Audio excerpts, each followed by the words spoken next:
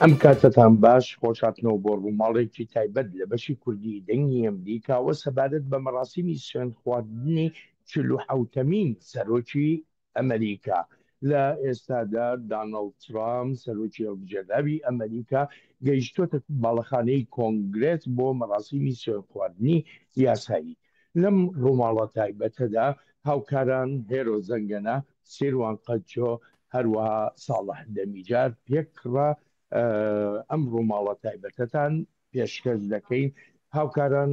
سپاس بۆ ئامادەبوونتان. سیروان با لە لای تۆ دەست پێ بکەم لەگەڵ ئەوەدا کە چاوەڕوان دەکرا ژمارەیەکی بێشماری خەڵک بە سەدان هەزار کەس بەشدار بن لەم مەراسیمی سوێند خواردنە یاساییەدا. چەند کەس بەشدارە ئەوەی کە تۆ دەیبینی؟ گەلێک سپاس بڵێن سلااف بۆ تا و هەفکارێن من و هەروها بینەرێن دەنگی ئەمریکا لە هەر دەرێک و تەماشە دەکردنەوە بڵێن بریار بوو کۆ ئەف ڕۆژێکە مەزم بە سەد هەزاران خەلکی vێدەکێ ئامادە بن لێژبەر بۆ وەکو هۆنژی دەبیننەوە vێ دقاگەم داخەن بەرف دوبارە جبر ئیرۆ ڕۆژە گەلێکی سار لەڤێر لە واشنگتۆنا پایتەخت بریار هاتەستەندن ینی تیمە سەرۆک دانالد ترامپ بریارستند بۆ مەراسیم ڕێوڕسمێن سوندخوارێنێ ببن ناو باڵەخانەیە کۆنگرس لە پشمی وەکو تەژی گوت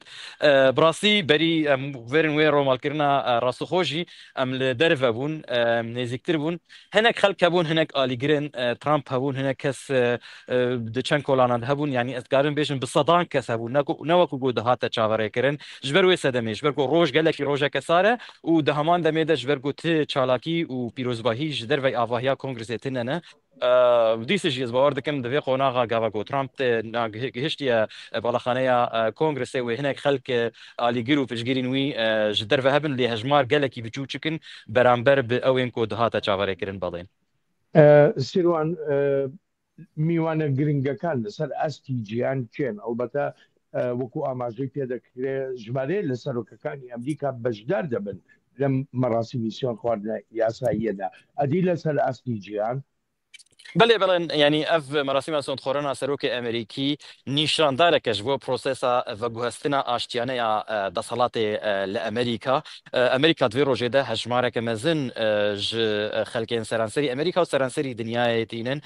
گرک سروکومار و سروک وزیر ین کفنونو و کتاجی گود بالنین امریکی جی بخواه بجدار دبن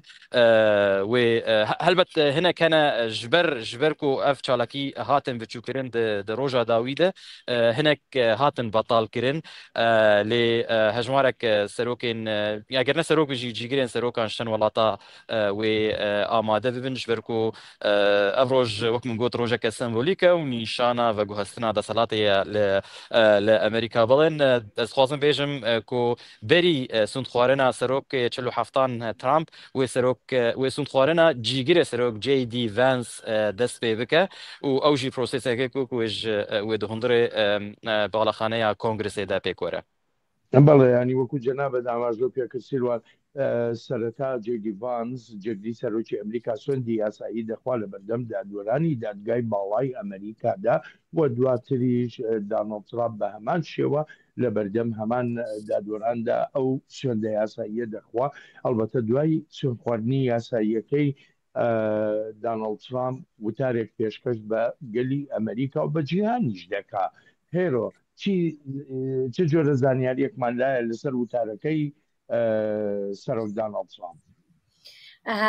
بەڵێن بێگومان وتارەکەی هەموو زۆربەی کات وتارەکانی سەرۆکایەتی لەو ڕۆژەدا لە ڕۆژی سوێند خواردنا زیاتر جەختکردنەوە دەبێت لە یەکڕیزی لە ڕێکخستنەوەی با بڵێن هاوڵاتیان ئێمە دەزانین هەڵمەتێکی توندی هەڵبژاردنەکان بەڕێوە دەچێت لە کاتی هەڵمەتەکانە یعنی هێرش دەکرێتە سەر سیاسەتەکانی یەکتر و هەڵمەتەکان توندە و جۆرە دابەشبوونێک لە نێو هاوڵاتیانە دروست دەبێت کە ئەمەش لە هەڵبژاردننی ڕابردووە بە تەواوەتی بینیمان لە هەڵبژاردنەکانە ئێمە بینیمان لە میانی هەڵمەتەکانی هەڵبژاردنە ئەلبەتە بینیمان بە جۆرێک هێرش دەکرایە سەرێک لە دبیتەکانە لە یعنی زۆر هێرشی تند ئەکرایە سەرێک وای لێ دێ کە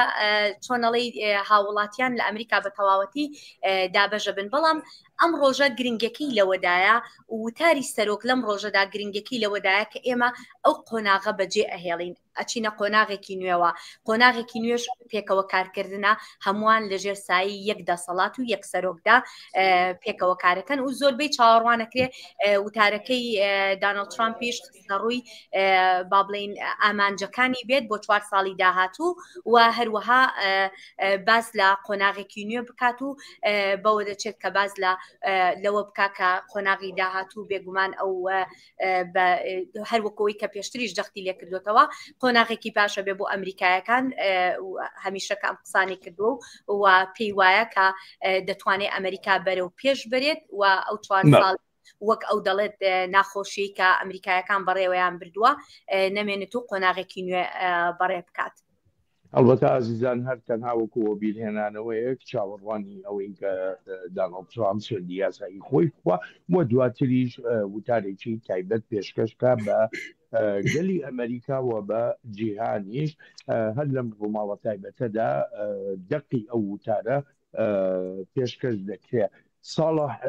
دێمەلای تۆ لە ڕوانگەیە لە ڕووە مێژوویەکەوە مەراسیمی سوێند خواردنی یاسایی سەرۆکی ئەمریکا گرنگیەکەی لە چیدایە؟ بەڵێ دەڵێن ئەم دەزانن ینی ئەگەر تشتێکی گەلێکی باڵکێشە ینی ئەوە سۆند خواردن مەراسیمên سۆند خواردنê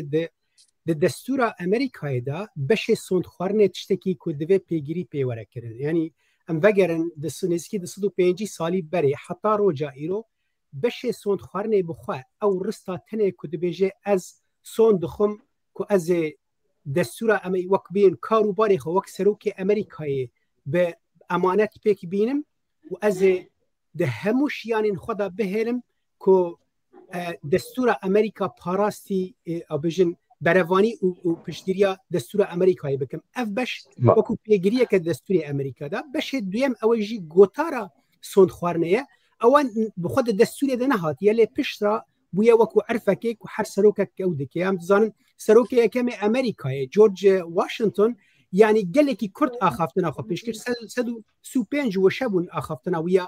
sond xwarinê. Belêm di demekê da ku serokekî wek William Harrison ku 2 saetan zêdetir nêzîkî 8000 weşe axaftina xwe pêşkêş kir û gelek behsavekê dikin ku piştî mehekê ji sermayê ji limonyayê canê xweş destayê. Yanî gotara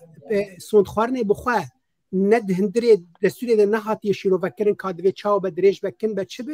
lê yên ew bernameya serokê bêhtir lê sond xwarin bi xwe riseke tenê ye û divê her serokek bibêje û ji dîroka Amerîkayê heta roja îro jî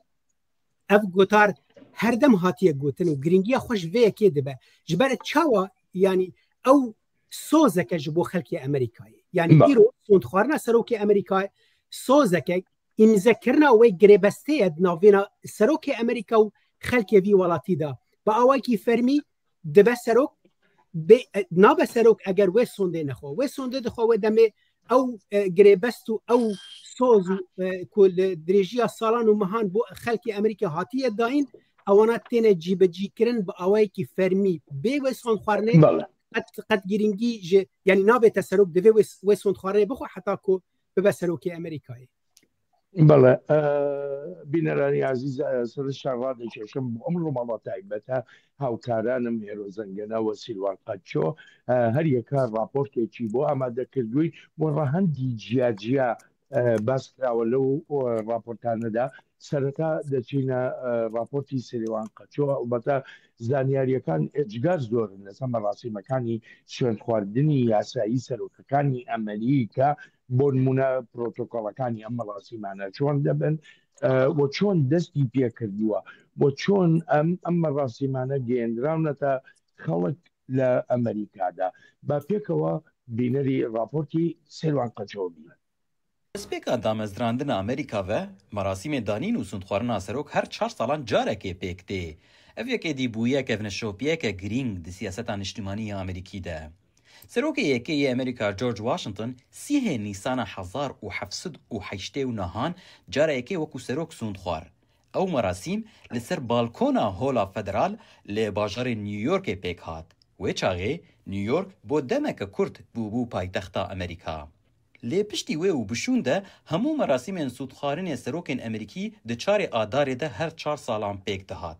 ev jî sala 1937 hate guhertin. Piştî ku Kongresê guhertinek li destûrê zêde kir. Têde roja danîn û sûndxwarina serok bi fermî 20 meha yekê hate destnîşankirin. Thomas Jefferson yekem serok bû ku li Washington DC wekû serok sûndxwar. Piştî ku paytext bi fermî bû Washington. Piştî Jefferson bi 28 salan an ku çarê adara 1829 Andrew Jackson cara pêşî bi awayekî vekirî li pêş avahiya Kongresê wekû serok sûndxwar. Rêw resmên danîna serok bi wî şêweyî man heta sala 1925 dema ku sûndxwarina serok Calvin Coolidge cara yekê ser radyo bi awayekî zindî hate weşandin. Di dema serokatiya Franklin Roosevelt ya duwem debû gafa ku merasîmên sûndxwarina serok êdî di 20 meha yekê de hate kirin. Sal 1937 bû. Piştî wê bi 12 salan an ku sala 1949 cara yekê sûndxwarina serokê Amerîkî li ser televîzyonê hate weşandin. Ew sûndxwarin ya Harry Truman bû. Tevî ku di destûrê de nehatiye gotin lê êdî bûye beşek ji kevneşopiyê ku serokê nû di vê rojê de gotarekê pêşkêş dike. Ew tê de plan û ajendeya xwe ji bo 4 salan ji gelê Amerîkî re nîşan dide. So help me God. Congratulations, Mr. President. خۆشەویستان ڕاپۆرتێکی تایبەت بوو سێروان قەچۆ لە بەشی کوردی دەنگی ئەمریکاوە ئامادەی کردبوو. سێروان شتە هەرە سەرنج ڕاکێشەکان لە مەراسیمی سوێن خواردنی سەرۆکدا کە هاتبێتە ئارە چی بوو؟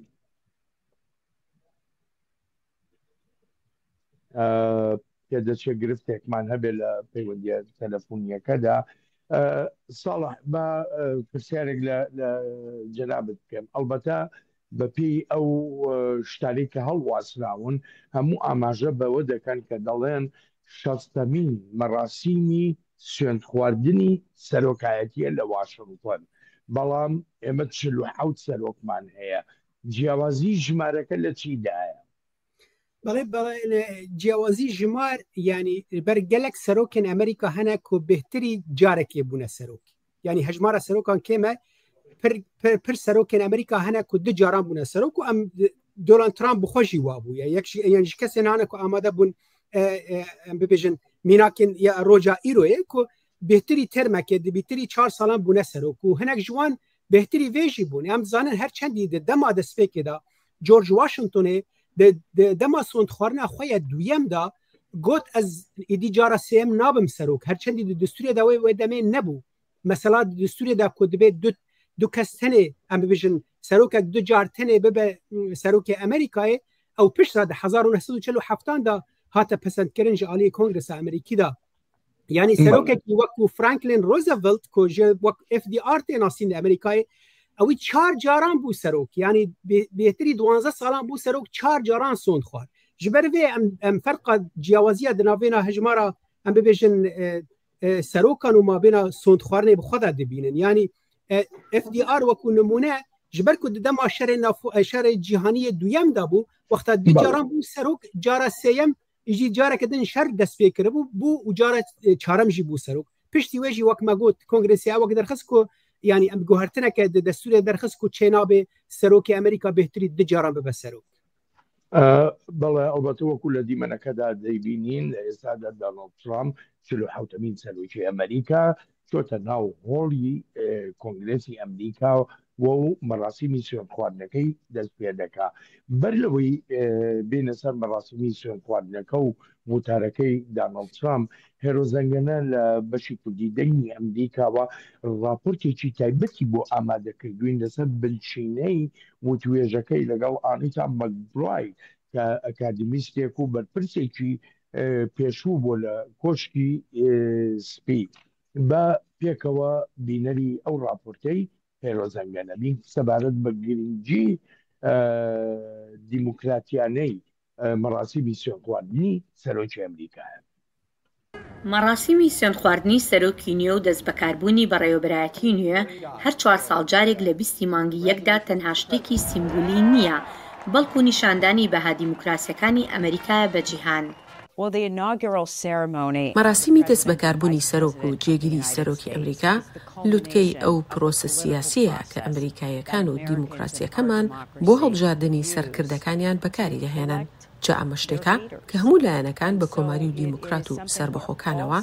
لەسەر ئەم سەکۆی ڕۆ ڕۆژئاوای کۆنگرێسی ئەمریکا پێکەوە کۆ دەبنەوە هەتا جیهان سوێند خواردنی سەرۆکێکی ئەمریکایی ببینێت. ئەم پرۆسەیە زۆر بە گرنگدا دەنرێت بۆ ئەوەی تەنانەت پاش هەڵمەتێکی هەڵبژاردننی تونند و دابەشبوونێکی زۆری سیاسیش جەخت بکرێتەوە لەسەر گرنگی گواستنەوەی دەسەڵات بە شێوەیەکی ئاشتیانە.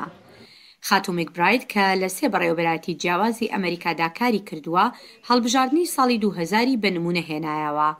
لەو هەڵبژاردنەدا ئالگۆر و جۆرج بوش بەهۆی ئەوەی دەنگەکانیان لە ویلایەتی فلۆریدا بە ئاستەم جیاوازی هەبوو بۆیە دادگای ویلایەتەکە بڕیاریدا دەنگەکان بەدەست لە تەواوی ویلایەتەکەدا بژمێردرێتەوە. بۆ هۆیەوە چەند هەفتەیەک ڕاگەیاندنی ئەنجامەکانی هەڵبژاردن دواکەوت تا ئەو کاتەی دادگای باڵای ئەمریکا لە 12 مانگی 12 بڕیاریدا پرۆسەکە ڕابگیرێت. ئەمەش ئەمریکایەکانی بە تەواوەتیدا بەش کرد. ئەمە شتۆخێکی سەخت بوو کە سەرۆک جۆرج دەبلیو بوش تیایدا دەست بەکار بوو. لە گوتاری دەست بەکاربوونەکەیدا هەوڵیدا نیشانی بدات کە کەسێکی یەکریزی دەوێت نەک دابەشبوون. لەگەڵەوەشدا دەشیزانی خەڵکانێکی زۆر دەنگیان پێداوە.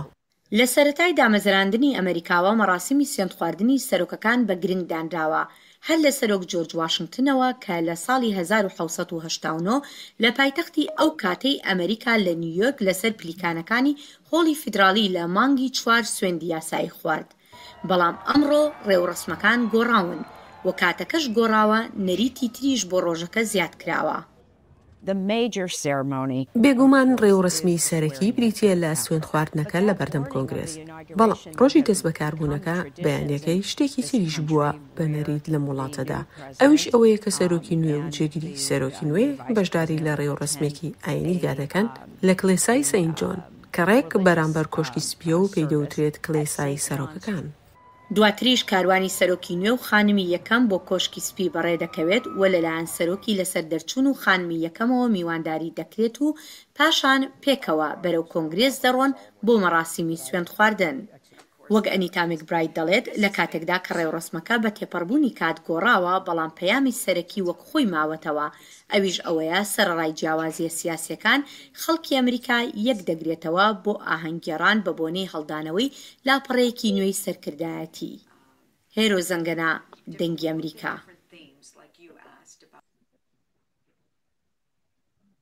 هێرۆ سپاس دەکەم دەستخۆش بۆ راپۆرتەکەت. مەراسیمی سوێند خواردنی یاسایی وەکو پرۆتۆکۆڵ ئەمە چ گرنگیەکی هەیە بۆ دیموکراتی لە ئەمریکادا؟ بەڵێن وەکو خاتوو میکبرایتیش ئاماژەی پێکرد لە وتوێژەکەی کە لەگەڵ ئەنجاممدا گرنگیەکەی لەوەیە کە نیشاندانی ئەم ڕۆژەیە بە جیهان و هەروەها هەروەکو پێشتریش ئاماژەم پێکرد یەکخستنەوەی خەڵکەکەیە. بەڵام لەلایەکی ترەوە ئەمە وەکو پرۆتۆکۆڵێک با بڵین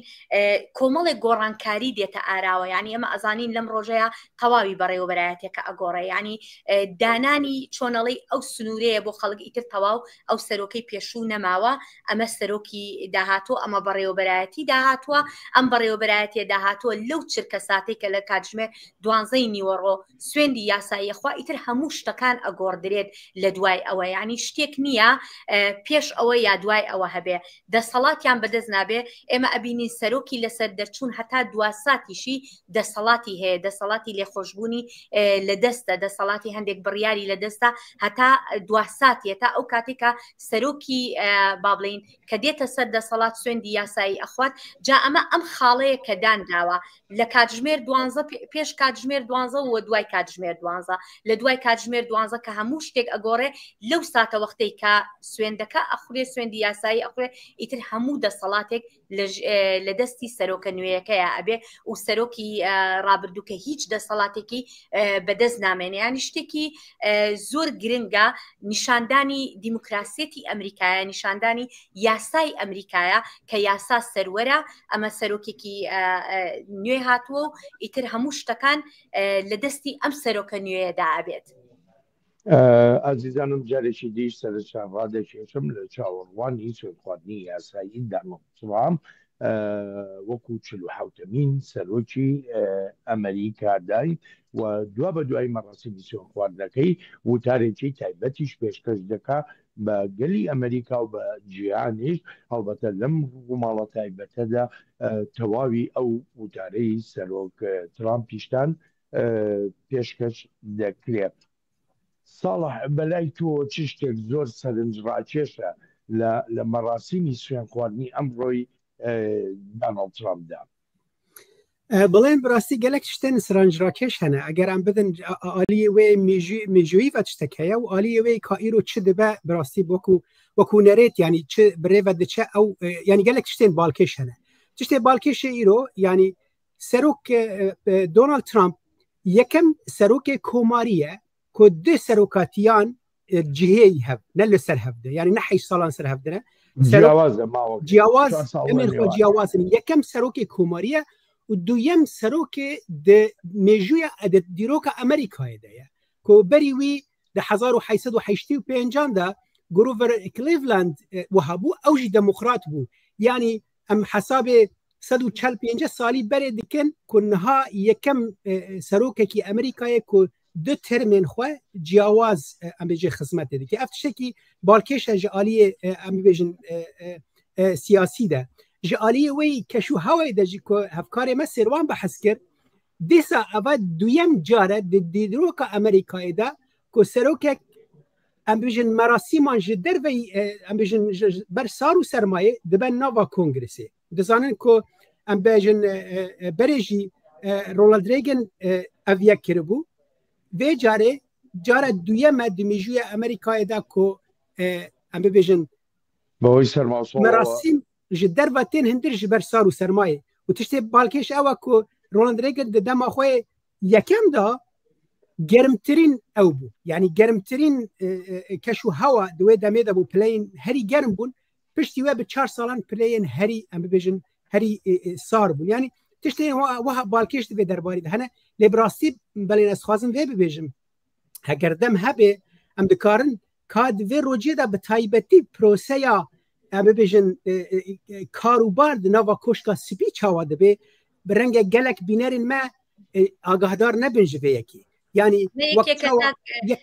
کاک ساڵح ئەمە یەکێکە ببوورە قسەکان پێڕم یان یەکێکە لە پرۆسەکە وردەکاریەکی زۆر هەیە لەو گۆڕانکاری کە ئەوەنە بە سەریعی لە ناو کۆشکی سپیا ئەنجامەدرێ لەوانەیە وەکو کاک ساڵح وتی بینەران ئاگانە بن کە گۆڕانکاریەکی یەکجار بە پەلەیە ینی و لەبەر بارودۆخی ئاساییشیش لەوانەیە هەر کارمەندانی کۆشکی سپی ئەم کارە بکەن ینی لەبەر بارودۆخی ئاسایش ناتوانرێت خەڵکی تریش بهێنرێتە ناوەوە ئەم کارە بکات ینی وەکو باسیەکەن هێرۆ ساڵح ئاماژە بەوە دەکرێت کە ئەو گۆڕانکاریانە لە ناو کۆشکی سپیدا تەنها چەند کاتژمێرێک دەکایەنێ بە کورتی پێمان بڵێ گۆڕانکاریەکان چیەکە لە ناو کۆشکی سپیدا دەکرێن بسادایی وەکو چاوە کەسێک دخوازێ ماڵە خوابار بکێ و کەسێکی دیژی تێکە بە جهێوی عین کۆشکا سپی دڤان 4-5 دەمژمێراندا وەکو شانەیەکە هەنگڤ لێ تێت ینی تیمێن کار tu çawa malekek temamî ji nava koşka spî derxî û maleke din bi temamî tînî yanî wek nimûne du kamêrên mezin li pêş koşka spî ra diwestin yek barhilgirtiye em bêjin serokê tiştên serokê nû tînê nava koşka spî yek jî valaya tiştên serokê em bêjin berê ku em dikarin vê derbade bêjin ji koşka spî derdixe di vê 4-5 saeta da ji firçeya diran da bigir heta textê razanî her tişt divê birêk û pêk bê li gor pîvanên em bibêjin serokatiya ew ê bê Amerîkayê bê yanî wek me dît jî wek îro destpêkê da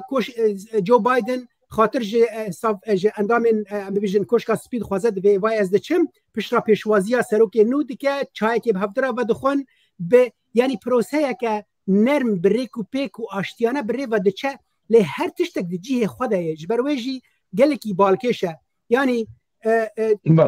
her serokek bê divê biçe wek bê pêşwaziya wî berê bibe wekû mîvan pêşwaziya wî bibe çayekê bi hevra vexwin piştra ev nîşana aştiyaneya demokrasiya Amerîkayê ye بەڵێ سەرۆکی پێشوو وە سەرۆکی نوێی ئەمریکا دوای چاخواردنەوەکەیان لە کۆشکی سپی بەیەکەوە دەچنە باڵەخانەی کۆنگرس. هێرۆ یەکێ لەو کارانەی کە لە کۆشکی سپیا ئەکرێ تەنانەت دیکۆری ژووری ئۆڤڵ ئۆفیس یا ژووری فەرمی سەرۆکی ئەمریکا ئەوەش دەگۆڕێت. بەڵێ بێگومان ئەمەش ئەکەوێتە سەر سەلیقەی سەرۆکەکە. بەڵێن جاری وا هەیە تەنانەت گۆڕانکاری لە پەردەکانی شاعکرێ، جاری وا هەیە گۆڕانکاری تەنها لە قەنەفە و با بڵین مێزوو شتەکان ئەکرێ. ئەمە کەوێتە سەر سەلیقەی ئەو سەرۆکەی کە دێت لە دوای خۆی ئەوێت چۆن بێ دیکۆرەکە، بەڵام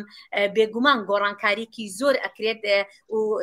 یعنی بەرچاوترین گۆڕانکاریش لە ئۆڤڵ ئافیسەوە بێکە یەکێکە لە شوێنەکانی زۆر زۆر گرنگە بۆ سەرۆکایەتی ئەمریکا. ئەمجا لە گۆڕانکاریەکانی تر بەڵێ بێگومان گۆڕانکاریکی زۆر لەوێژ ئەکرێ. بەڵێن حەزەکەم ئەگەر دەرفەت هەبێ پێش ئەوەی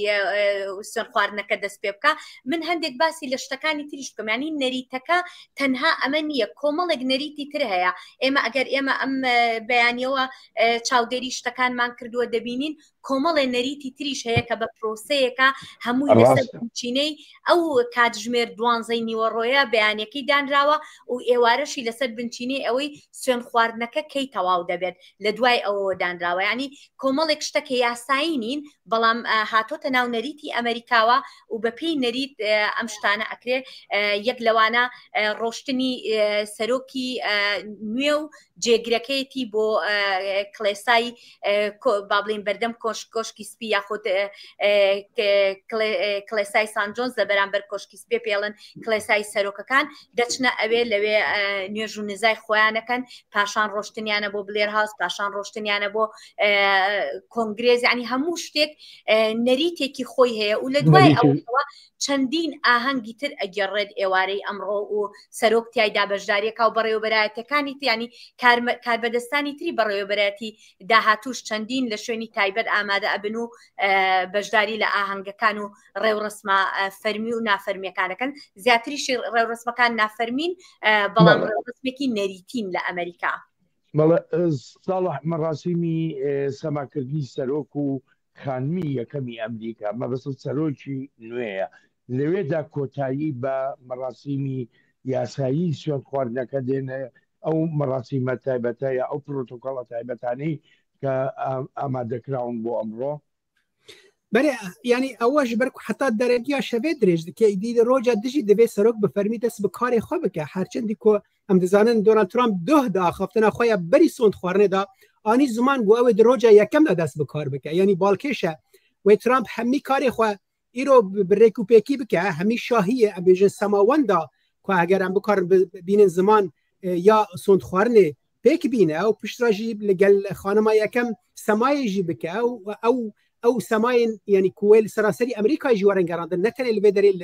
لە واشنگتن پایتەختجی پشتی بەشداربوونا دوێدا دیارە ئەوێ دەست بە کاری خۆ فەرمی بکە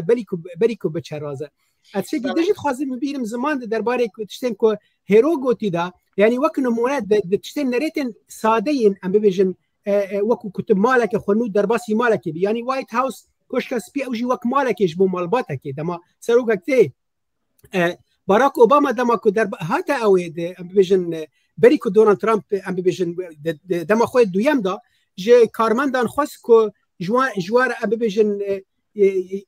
جهێکی یاریگەهەکە لیستەکان ژێ بۆ کەچێن وی ئامادە بکەن. دەما کو چوو ترامپ هاتە سەر دەسەڵاتی ترامپ ژێرە گوت ئەز وێ ناخوازم. ئیدی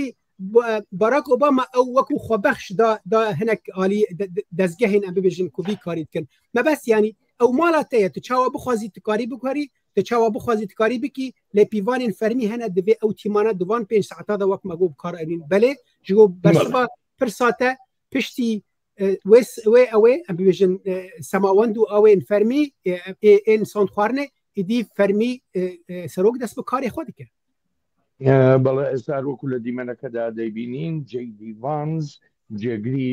سەرۆکی داهاتووی ئەمریکا سوێندی یاسایی دەخوا لە بەردەم دادوەرانی باڵای ئەمریکادا. هێرۆ ئەگەر بکرێ بە کورتی پێم بڵێ لەو دیمانەیەتیدا لەگەڵ ئەنیتا مەکبراید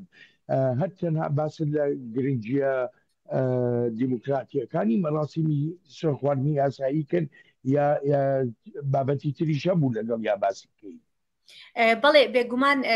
باسمان لە زۆر بابەت کرد بەڵێن ئەوە دیمانێکی دوور و درێژە و لەسەر ماڵپەڕی بەشی کوردی دانراوە بۆ بینەران باسمان لە زۆر بابەت کرد بابەتەکانی گرنگی مێژووی ئەم ڕۆژە گۆڕانکاریەکانی کە لە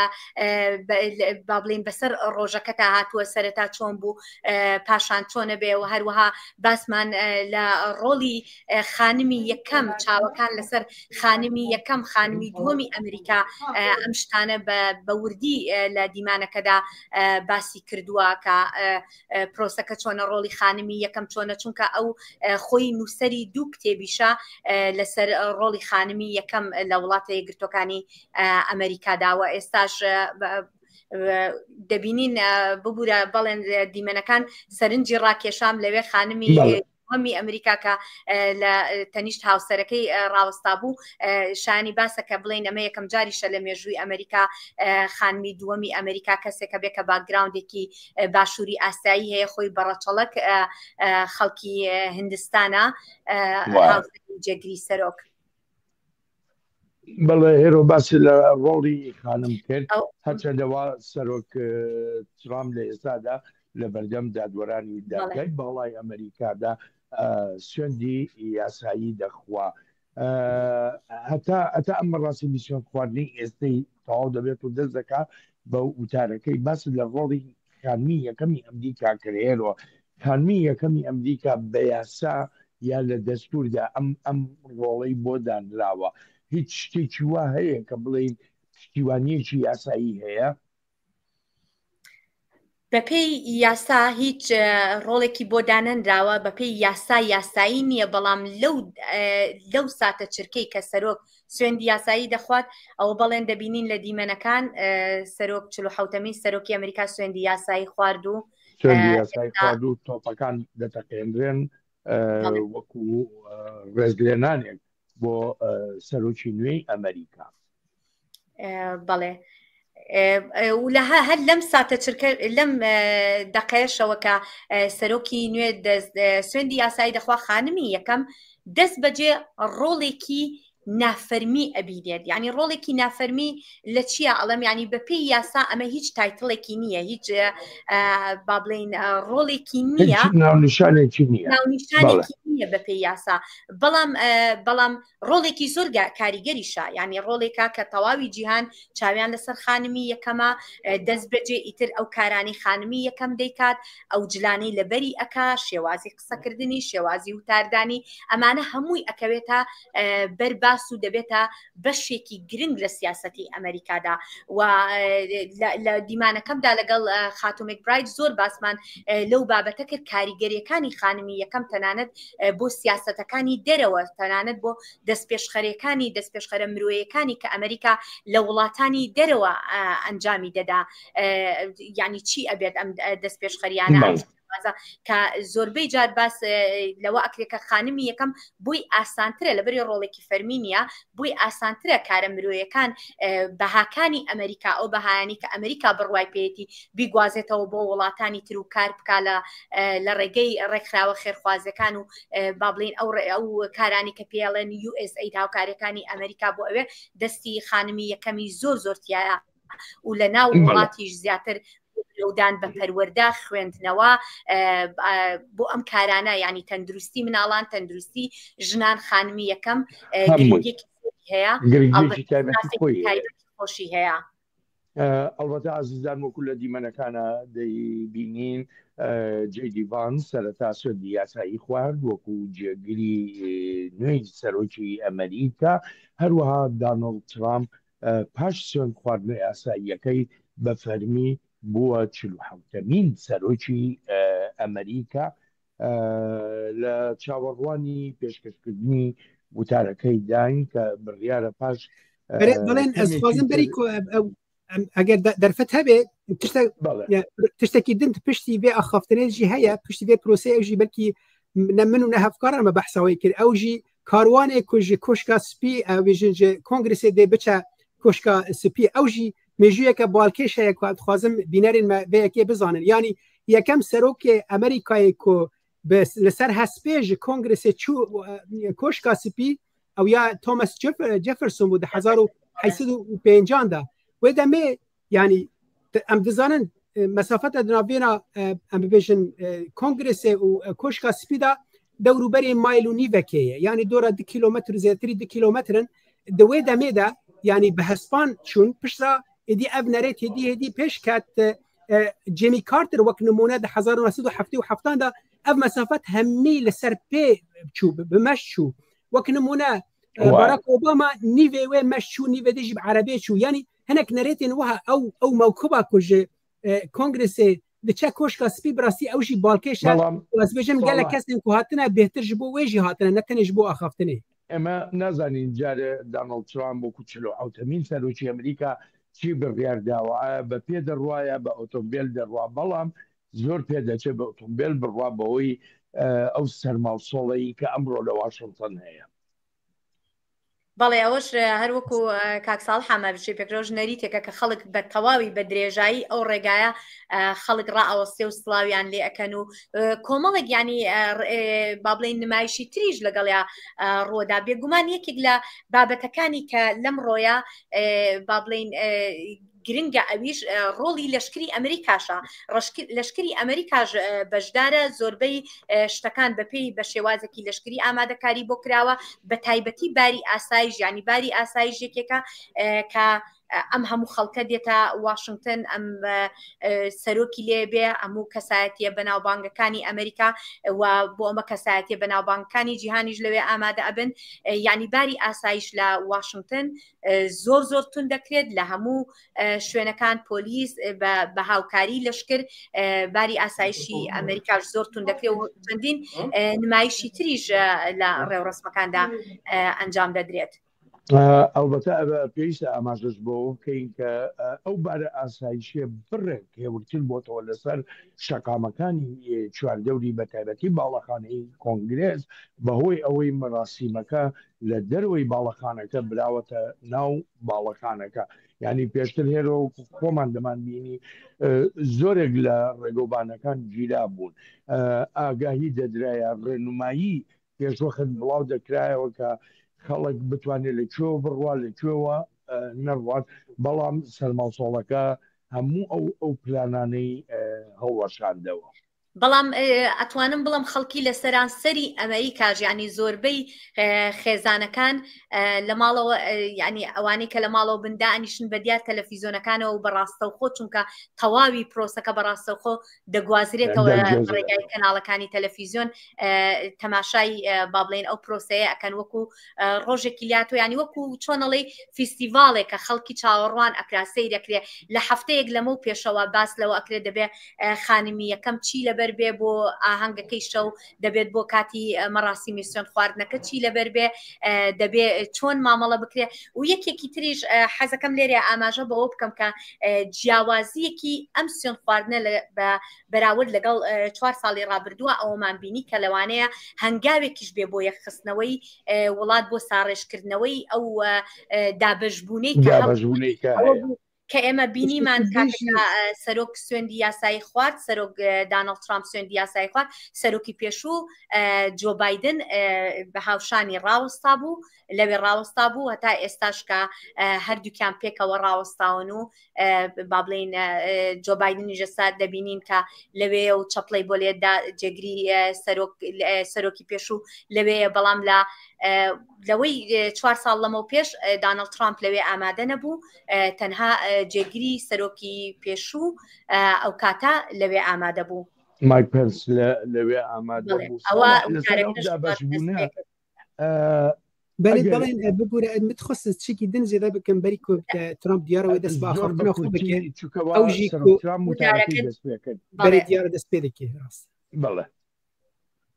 ئەزانم دانەڵد ترامپ 47مین سەرۆکی ئەمریکا وتاری خۆی پێشکەش دەکا پاش دەست بەکاربوون و هەروەها سوێن خواردنی یاسایی وەکو 47مین سەرۆکی ئەمریکا با پێکەوە بینەر و گوێبیستی وتارەکەی سەرۆک دانەڵد ترامپی. سەرۆک کلینتن، سەرۆک بوش، سەرۆک ئۆباما، سەرۆک بایدن، جیگرا سەرۆک هەرس و هەواڵاتیان هێژە دما زيرين يا أمريكا نها دست بيدك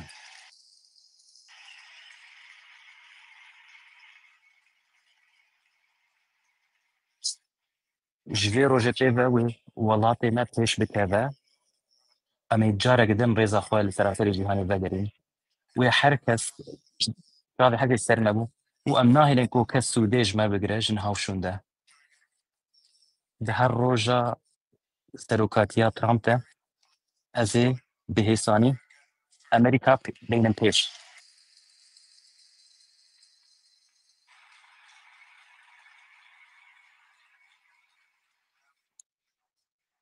سرورياما ويجارة قدن ورا فقراندن أو لكارياما جارة قدن ورا فجاندن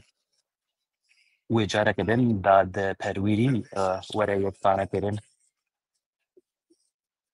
و بكار آنينا وزارة درفة وحكومة عمل دشتي وفي تشك بداوي ورا وداوي الويتي ورا كرن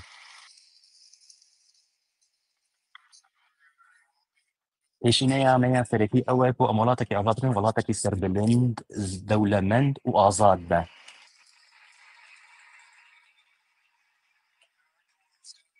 أمريكا وميزيك به سربة ما سربة وقالتي به هم طابع جهر قافي بيتر الجارة كدن برم سروكاتية وتشراستن و از دي عند دستيكا كيش كتنة كمشلماني درني ويرونا هي أمريكا لسران سري وليتو أمريكا بلاف بك أمريكا وزيدر فتي وكو باشترين شيء بكار بينا هر وقت بيتر لبري حر تشتي أمي زحمتيان راس زحمتيان ورم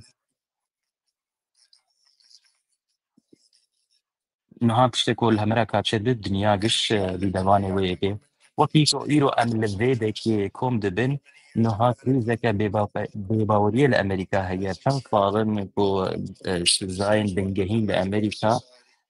قال لك سبتان بكار بين جبوكو سودي جوي كي بيقولن كاسين هزار فرد بن نها كريزة كإنرجية لأمريكا هي بهمان بمي قال لك كريزن نزن وجرين لدربي أمريكا تشيد يعني بهمان بما كو باراستنا أمريكان بكن أنو هروها باراستنا أمريكا جي مترسينش درفا بكن بتايبت أو كوتش برين كو نب أواي سياسي دربا في أمريكا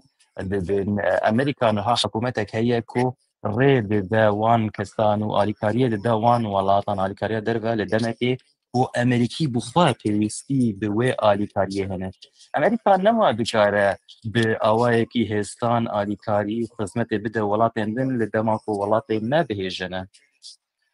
وكل نمونا او باروفين كل ولايات نورث كارولاينا بونا تشكي كستريوان هاتن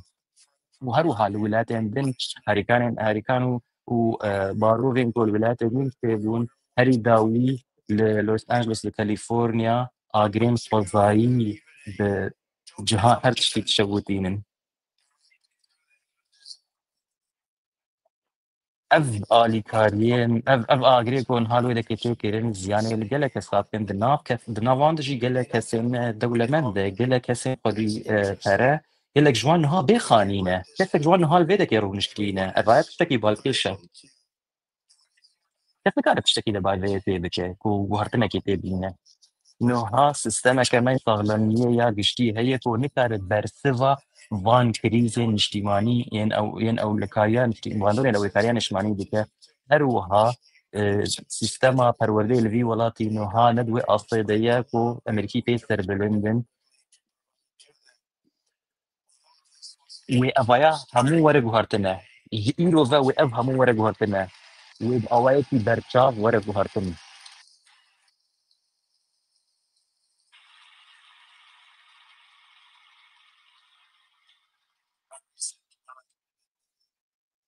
أف هالبجاتين داوي دا صلاة الدماء كو أموان تشتين باش بكن بتايبت جبر هناك تشتين نيجاتيف وخراب كو دما داويدا هاتن كيرن تشتين كو ديمقراطيا أمريكيان وأزادية أوان خصنا جيرنا ترسيه ده ليش ذيك اللي كيبيفا داويبونا يعني داكتنا بسلاطة أمريكا إيدي بداويبو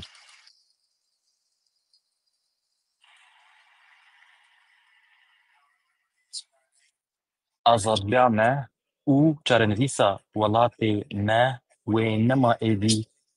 بنت ورا بنتيكرين وجنهاو شوندا هيزو دا صلاة حكومة أمريكي ذاك ورا فدران ده 8 سال داويدا جهر ولات جهر سروكي كي بيتر از قال لك راسي قال لك الوزي واصلا يان هاتن ليه ده همان ده ميدا من هر قشت اخوا برد ذقراندنا ولاتي ما بردوام كده نكاركي زحمت نكاركي هتسامبو زحمت بو ليه ده همان ده ميدا من خواست جوان كسابيج وينكو خواست هم ازاديان من هون بيجيانا ميجي برسن بري تند حفتيان لولايات جوانيا بنسلفانيا ازراس في اريشا كي هاتن بقول لك وقتي جيانا من جمن شتندبا ليه جيانا من خودی جیانم پاراست خودی جیانم پاراست بو اسکاره بن امریکا بپارێزم امریکا جارێک بن بکن هێزێکە مەزن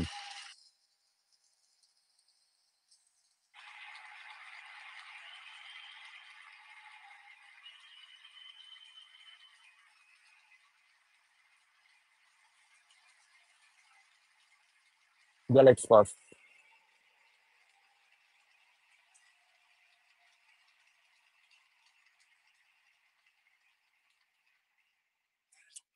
جبرولو هر روج لجير دەسەڵاتداریە me لجێر ڕێڤەبەریە me ew ê welatparêzên Amerîkî bi her şêweyî kar bike ji bo ku dawî li hemû krîzan were kirin em ê bi zanebûn û bi mebest bixebitin da ku em dewlemendiya Amerîka li xelkê vegerînin bê cudahiyên navbera cudahiyên olî û etnîkê li Amerîka ev roj roja bîstê meha yekê 2025 roja rizgarkirin û azadiyê yên Amerîkan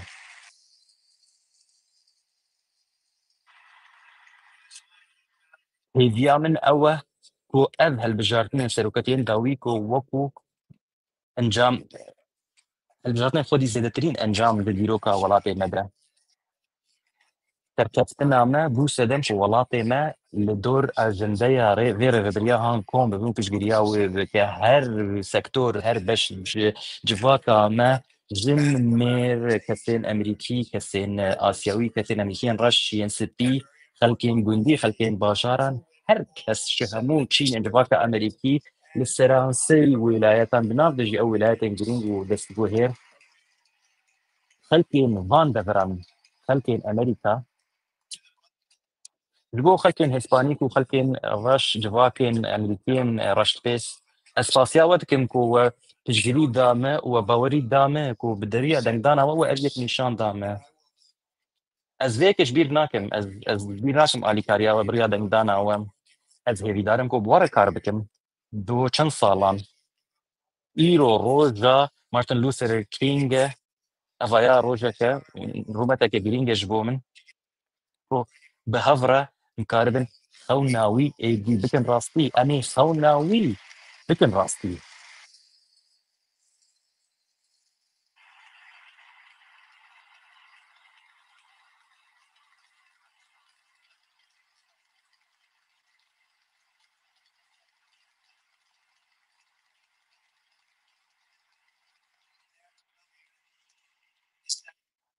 niha yekîtî hinek yekîtî vedgere Amerîka bawerî û serbilindî jî ji her wextê bêtir vedgeriya ye tiştê ku her rêveberiya min bike wê li ser bêngeha pêşketina me be û zanîna me em ne destûra xweş bîr bikin ne jî qanûnên welatê xweş bîr bikin û em xwedayê xwe jî bîr nakin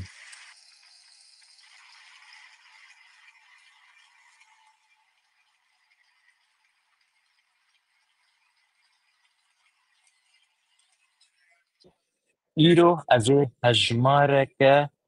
fermanên hilbijarkariyên serokatiyên dîrokî imze bikim wê ev kiryar rê bide ku hestên giştî yê Amerîkiyan li wan vegere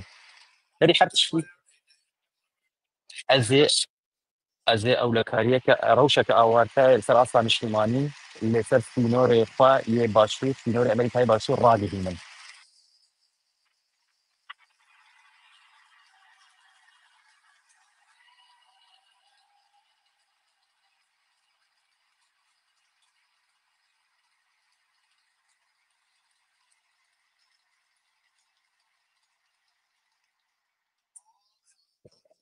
همو در باسبونا نیاسایا امریکا و دمودس ور راوستاندن امی هر وها ده پروسس بکن قوته ده بمليونان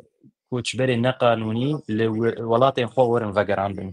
ورن درکرن امی هر وها سیاستك بين هولي وإدارين بري كوتش بديه بكم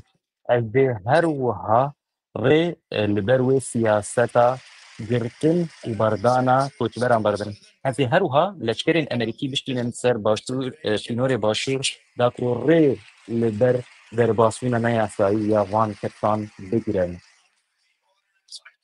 لجير وان قانون فرمان كو إيرو از انزا بكم او کارتل اندرفه وکو ریخستن تروریستی اندیانی ورن دست نشان کرن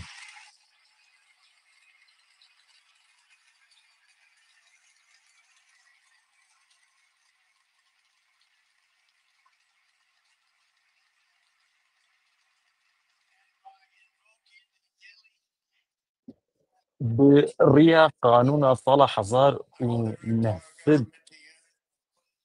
وحفتينا هان ازي ري بدم دستالاتين فدرال وين فوجهي وين ولاياتان و ايدي ري لبروان جروبين توانكار بگره اوين كل سر اخر امريكا توانان بيدكين بناو دجي لباجار مين مجزن لسر انفري امريكا وكو كوماندار هيزن اولكاري وهيزن تقدار امريكا ازي بدون ندم كو وان هزام كاربين مجبو اولكاريا امريكا امي وي كيد اصلا كده كاربين كو حقي حنا ها كسي مديتي تشتي وي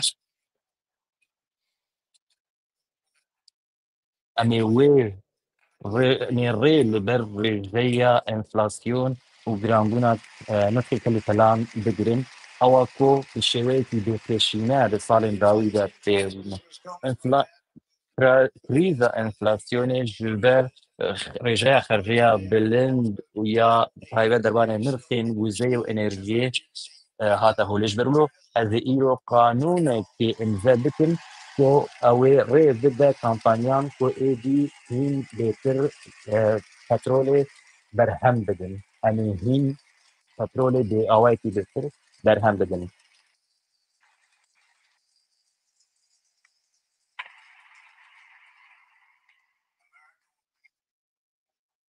امريكا والبيبا والاتك يكيشفاف جارك ابن وأمين تشمان شيء بكن وكو توالاتي تشكت كوسا نكريا رجيا مزنيا انرجيا وزيك وامريكا برهندان بده انا بكار بينن انه برهندانا خوب كار بينن امي جارك بن احتياطيين النفطي وانرجيا لامريكا جارك دن فشين وامي بهلن وامريكا ايدي كاربا جارك بن وزو انرجيا در بستوشان امي جارك دن بمن ولاتك الدولة من او آوا زيرين كل زير فيه مية وجارة كدن دركة وبسدما او لكارياما ودولة ماندياما امي هروها ري بدنكو ترمبيلين امريكي برهن اصلا كمبانيا ترمبيلان اصلا خوفي تربكن وري بدن وانكو جارة كدن بهيزن كو تفتن كارش فكيرة بريدا بكن بأخافتنا كدن وريل برتا هبر ريل وقت ولاتيكي امريكي كو ترمبيلا بجرايا خو بكرر امي وان ترمبيلان امي بهلن كو ترمبيل ورن درسكران ترمبيلن كو بري چن صغلان نممكن كو ولاتين قريب بكروا بخيرا في دنگدانا ويا باوريه امي كاربن فانشتا بكن جيبينم ازي دمو دست سيستما بازرگانيا امريكا دست بكن داكو كاركرين امريكي بأواكي دادوري بالجي الشينا كو أم باجان دين سر كارمند وكامبانيين خوا أمي باجان وجمرك دين سر ولاتن بياني وكامبانيين بياني بزينة بس أمي أمي خزمتا داهاتن درفة يعني درفة بكاربينن و أو يكوي ببقى آليكار كو أموان داهاتن جدرفة جمرتين كوم بكن و تيدا خزمتا أمريكان بكن إنها هيدي هيز وزيربي وزانبونا أمريكان وجارة جدن وفكران وحكومتا من وزارت يانجي بشي باش تركرنا كاري حكومتي دعم زريناه في كم صالان جهة ولدان فدراليين دستوري هذه دمودات قانون كي امزاد بكن كوري لبر همو سنسوران بقرن سنسورين بربريني و جارك دن ما في يعني آزادية بربريني لأمريكا ذكريني بتشستينن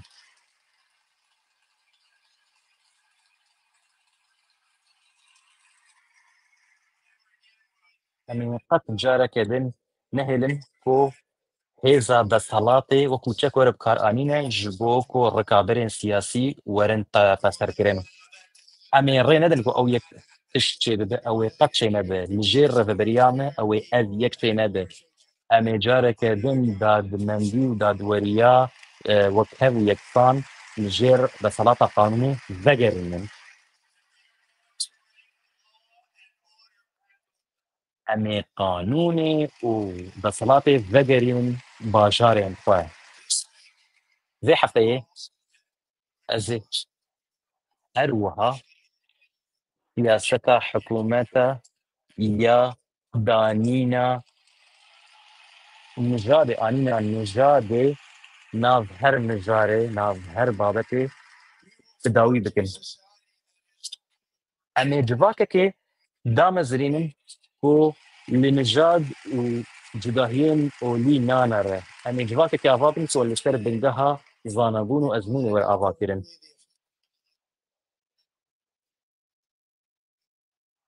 لأمريكا جنها بيفا وورا خلاتين كولا شنو دو جندر هنا مي ومير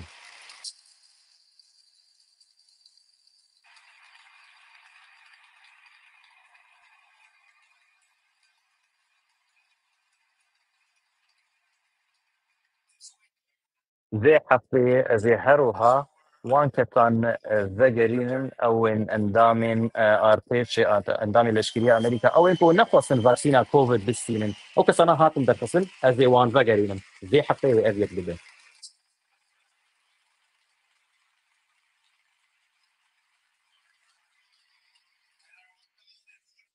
ذي هروها فرمانك امزبكن كوري لبر لتكرين ما بجرن او انكو قاري خودكن ازيريل بروان بدرم او انكو نهي هنا قانون وسياسات او كاري خودكن وهيجي مين شكدار ازاد بش كو بالي بدن سر اركا خويات سركي او جي او تيك برن يعني تيك شكران دينا بجملين امريكا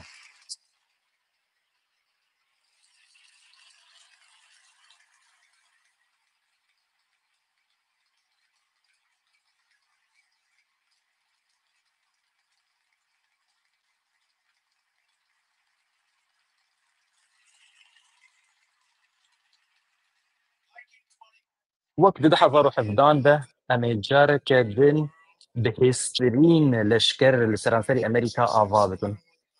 امي سركفتنا اخوان نبويه كي تاثر على بيفان بدن لي هروها بداوي كرنا شرين للدرفي شي بدن امي دوي يكي سركفتنا اخوان بيفان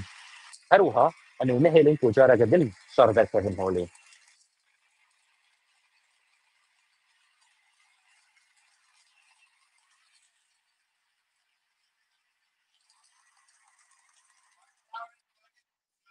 میراتا من هەری پێ سەر بلند بووم ئەوە کۆ ئەز ببم کەسێکی ئاشتی پارێز کەسێکی خەڵکەی نێزیکی هەر دەکەن بینە بیرە فاکۆ بەری ڕۆژێکی تێکێبم پۆدکاستی فریزە دیلان ڕۆژەڵاتە نابین بچین مالێ خوا بچین ناو مالباتێ خوا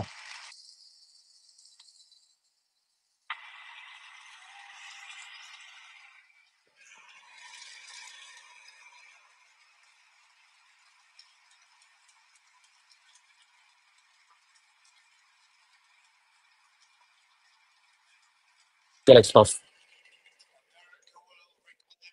ئەمریکا و جهێ خۆنی باش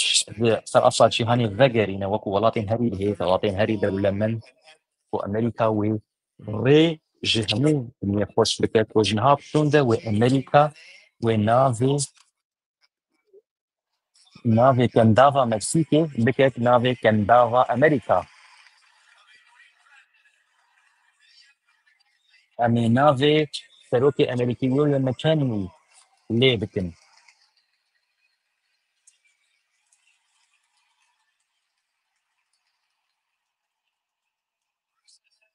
Serok McKinley welatê me kir welatekî zengîn bi rêya gumrikê bi rêya behaneya wî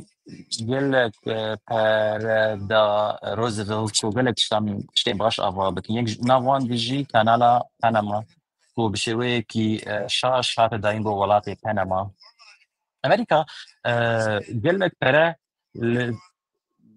li ser wê projeyê gelek pere xerç li ser çi projeyên din ji derve di encama wê de sîh û heft kes hatin gotin me gerek ev diyarî nehatiba dayîn. Panama jî soza xweşkan dî soza xwe pêk nanîne rêkeftinek me hebû peymanek me hebû lê ew yek li ber hatiye girtin niha keştiyên Amerîkî bi awayekî yeksane danûstandinê serêdil geliyan dikte hawayî yeksane gel wan nayên kirin di nav de jî hêzên deryayên Amerîkan li aliyê din hêzên Amerîka hêzên Çînê kanala Panama bikar tînin baştir ji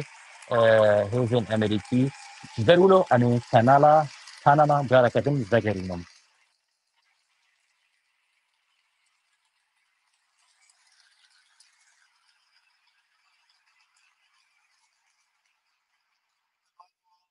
Ser her tiştî de peyama min ji bo Amerîkan ew e ku niha dema wê yekê ye ku em piştgiriyê bidin dilêriyê û rê bidin ku ew Amerîka vegere cihê xwe yê baş e ku Amerîka têde bihêje asta herî dilin ji serkeftinê ew ê rê bermene girtin em ê neyên tirsandin em ê her tiştî bikin ji bo ku nexweşî negihêjin zarokê me saxlem bin em ê bihêlin ku carek din Amerîka wekû welatekî pêş dikeve û geş dide mêwanêkan vegerînin em ê bi şêweyekî bajar û şarên xwe ava bikin ku asoyekê nû xwe re bîne Amerîka em ê pernûsekê ji Amerîka re çê bikin ku astronot berê xwe bidin ezman û herin li wê dekê karên baş bikin di nav stêra de cihên din.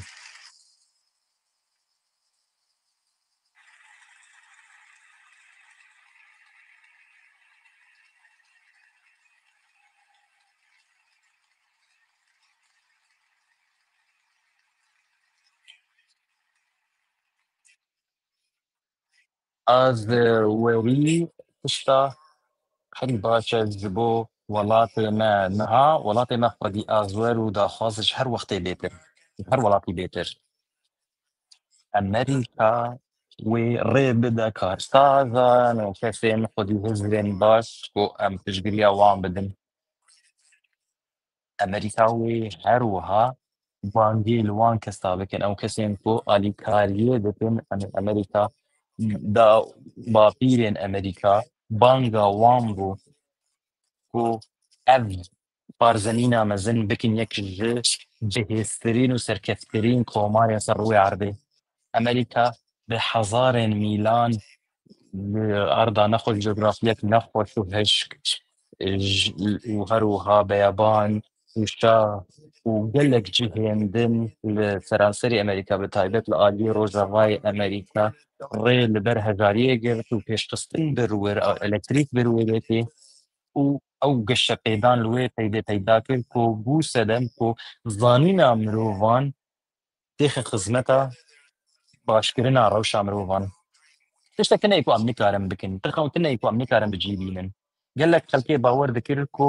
نەممکنە کۆ جارێکە دن ئەز وەکو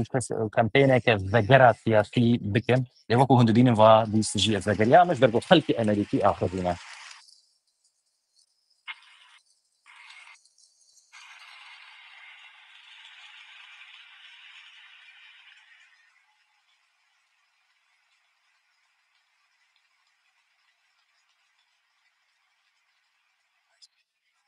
Ez li hal pêş we radwestin wekû belgeyek û divê hûn qet wêyekê bawer nekin ku nemumkin e tişneyên kirin. Li Amerîka tiştê nemumkin tê kirin. Wexta tiştekî nemumkin hebe di baştirîn rewş de Amerîkî dikin. Ji New York heta Los Angeles, ji Philadelphia heta Phoenix, ji Chicago heta Miami, ji Houston heta vir Washington DC welatê me hate avakirin bi kerema kesên welatparêzên ku her tiştî bidin ji bo mafê me ji bo azadiya me ew cotkar bûn û karker bûn û kesên ku di mayînan kar dikin kesên pisberên polîsa bûn karsaz bûn her kes bûn û her bi pêş diçûn û nehêl ku tiştek rê li ber wêyekê bigrin li ber daxwaza wan bi hev re wan kesan rê xweş kirin ji bo ku avahiyan ava bikin riyên serekî ava bikin beşdarî du şerên cîhanî bûn hem faşizm û hem komünîzm pêk birin û rê li ber her astengiyê girtin her astengî derbas kirin hemû zehmetî derbas kirin tiştî ku em giş hev re mane em li bendî wêyekê ne ku careke din em vegerin bi alîkariya we em ê soza Amerîka vejînin em ê welatê ku jê hez dikin careke din ji nû ve ava bikin em yek milletin em yek gelin em yek malbatin em welatekî serkefkîne li jêr dexilata Xwedê li jêr parastina Xwedê em ê bibînin ku her zarokekî ku xewnek wî hebe ku wê xewnê bicîbîne ez ê alîkariya we bikim ez ê ji bo we şer bikim ez ê ji bo we berxwedanê bikim û em ê qet ranewestin em ê qet têk neçin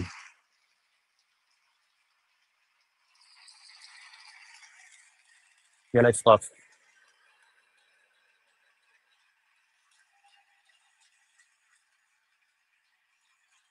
gelek spas gelek spas di salên dawî de welatê me rastî gelek astengiyan hatin lê em ê wêyekê vegerîn em ê welatê xwe vegerîn ê welatê xwe carek din bihêz bikin her wext bêtir em ê bibin welatê ku tijî hezkirin dilêrî û karê bêhempa ew ê karê me şerran rawestîne wê tund û tujiyê li her derê rawestîne Amerîka wê carekê din rêz li Amerîka were girtin carek din xelk çavê xwe binîne li nav de jî xelkên xwedî olên cuda cuda em ê carek din dewlemend bin em ê carek din sirbilind bin em ê bihêz bin û em ê bi ser kevin ji her wext bêtir em ê bêneyna dagirkirin em ê neyên tirsandin em ê neyên şikandin û em ê têk neçin vinha ji vê rojê pêve wê Amerîka bibe welatekî azad serwer û serbixwe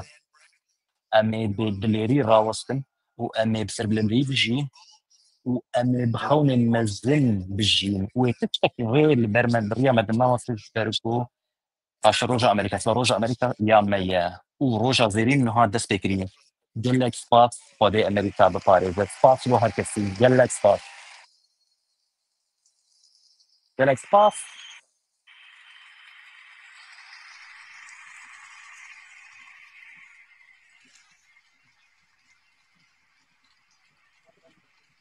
proud. We will be strong and we will. جاززان ماوەی ڕابردوودا لە ڕووماڵێکی تایبەتی بەشی کوردی دەنگی ئەمریکادا وتاری 47مین سەرۆکی ئەمریکا لە کاتی دەستبەکاربوونیەوە وەکو سەرۆک پێشکەشمان کردن ئەلبەتە سەرۆک ترامپ لە وتارەکەیدا لەسەر ژمارەیە خاڵ کردەوە لەوانە سەرۆکی زێڕینی ئەمریکا ئێستا دەست پێ دەکا لەم ڕۆوە هەمووان ڕێز لە ئەمریکا دەگرن پەیماندان بۆ باشکردنی ڕۆژی ئەمریکا سەرۆک ترامپ ئاماژەی بەوە کرد کە ڕێگەنادرێ هیچ کەس وولایەنێک ئەمریکا بەکار بهێنێ ئاماژەی بەوە کرد ئەم بەڕێوەبەرایەتیە نوێیەی گەلێکی ئازاد و گەشەکردوو بەرهەم دەهێنێ ئاماژەی بەوە کرد کە بەکارهێنانی وەزارەتی داد وەک چەکێکی سیاسی لەم ڕۆ بە دواوە کۆتایی پێدێ باسی لە ئاگرەکەی کالیفۆرنیا و زیانەکانی ئاگرەکەی کرد باسی لەو هەوڵانەش کرد کە بۆ کوشتنی داناڵد ترامپ درابوون لە کاتی هەوڵەتەکانی هەڵبژاردندا و دەڵێت لاوەڵێکی کوشتن ڕزگار بووم خوا ڕزگاری کردم بۆ ڕزگارکردنی ئەمریکا لە وتارەکەیدا جەختی کردەوە لەوەی کە ئەمریکا مەزن دەبێ بە بەراورد لەگەڵ هەر کاتێکی تری مێژوویی ئەم وڵاتەدا ئەلبەتە گەڕایەوە بۆ دواوە باسی لە بەڕێوەبەرایەتەکانی پێشوو کرد کە دەڵێ حکوومەت شکستی هێناوە لە پاراستنی هاوڵاتیان پاراستنی سنوورەکانیش بە هەمان شێوە بیستی ئەم مانگەواتە ئەم ڕۆی وەها ناودێر کرد کە ڕۆژی ڕزگاری ئەمریکایە سوپاسێکی هەموو پێکاتەکانی گەلی ئەمریکای کرد بۆ ئەو متمانەی کە پێیان داوە بۆ بەڕێوەبەرایەتیکردنی ئەمریکا لە 4 ساڵی داهاتوودا یەکێتی دەگەڕێتەوە بۆ ئەمریکا هەموو شتێک بە خێرایی دەست دەکا بە گۆڕان لەم ڕۆواتە لەم ڕۆ گۆڕانکاریەکانی داناڵد ترامپ وەک 47مین سەرۆکی ئەمریکا دەست پێ دەکا ئاماژەی بەوە کردووە دووپاتی کردەوە کە هەر ئەمڕۆ فەرمانە سەرۆکایەتیەکانی خۆی مۆر دەکا و شۆڕشتێکیش هەڵدەگەستێنێ